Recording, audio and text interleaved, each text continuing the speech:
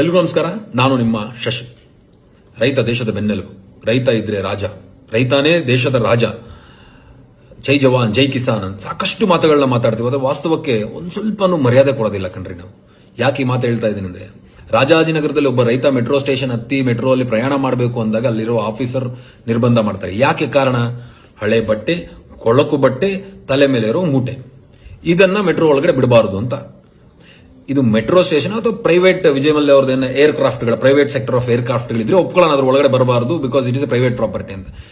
ಸಾರ್ವಜನಿಕರ ಸಾರಿಗೆ ಮೆಟ್ರೋ ಅನ್ನೋದು ಅಂದ್ರೆ ಪ್ರತಿಯೊಬ್ರು no caste, no creed, no class, ಇದನ್ನೆಲ್ಲವನ್ನು ತೊರೆದು ನಿಂತ್ಕೊಂಡು ಸವಾರಿ ಕೊಡಬೇಕಾಗಿರುವಂತ ಜವಾಬ್ದಾರಿ ಜಾಗ ಮೆಟ್ರೋ ಅಥವಾ ಎನಿ ಗವರ್ಮೆಂಟ್ ಸಾರಿಗೆ ಸಂಸ್ಥೆ. ಅಂತದ್ರಲ್ಲಿ ಕೊಳಕು ಬಟ್ಟೆ ಹಾಕಿದ್ದಾನೆ ಅಂತ ರೀಸನ್ ಆಗ್ಬಿಟ್ಟು ಅಡ್ಡಗಟ್ಟಿ ನಿಲ್ಸಿದ್ರಲ್ಲ, ಇದು ಆ ರೈತನಿಗಾಗಿರೋ ಅವಮಾನ. ಅವರು ಪಾಪ ಈಸ್ ವೆರಿ ಇನ್ನೋಸೆಂಟ್. ನೀವು ನೋಡಿದ್ರೆ ಗೊತ್ತಾಗುತ್ತೆ. ಫೋಟೋ ತೆಗೆಸ್ಕೊಂತಾರೆ, ವಿಡಿಯೋ ಮಾತಾಡ್ತಾರೆ, is okay with all of it. Because ಇಂಥ ಅವಮಾನಗಳು ಅನುಭವಿಸ್ಕೊಂಡು ಜೀರ್ಣಿಸ್ಕೊಂಡ್ಬಿಟ್ಟಿದ್ದಾರೆ. ಇದಕ್ಕಿಂತ ತುಂಬಾ ಕೆಟ್ಟ ವಿಚಾರ ಏನಂದ್ರೆ, ಒಂದ್ 4 ಜನ ತುಂಬಾ ಸಪೋರ್ಟ್ ಮಾಡ್ತಿದ್ದಾರೆ. ಯಾಕ್ರಿ ಬಿಡಲ್ಲ ನೀವು, ಹಳೆ ಬಟ್ಟೆಗಳು ಹಾಕೊಂಡಿದ್ರೆ ಹೊಸ ಬಟ್ಟೆ ಕಳಿಸ್ತೀನಿ ಅಂತಂದ್ರು ಕಳ್ಸಕ್ ತಯಾರಿಲ್ಲದೆ ಇರೋ ಅಂತ ಸಿಚುವೇಶನ್ ಅಲ್ಲಿ ಹುಡ್ಕೊಂಡಿದೀವಿ. ರೈತ ಅನ್ನೋನೊಬ್ಬ ಕೊಳಕು ಬಟ್ಟೆ ಇವ್ ಹಾಕೊಂಡಿರೋನೇ ರೈತ ಅಂತ ನಾವು ರೆಪ್ರೆಸೆಂಟ್ ಮಾಡಿ ಇಟ್ಕೊಂಡಿದ್ವಿ, ಸರಿ.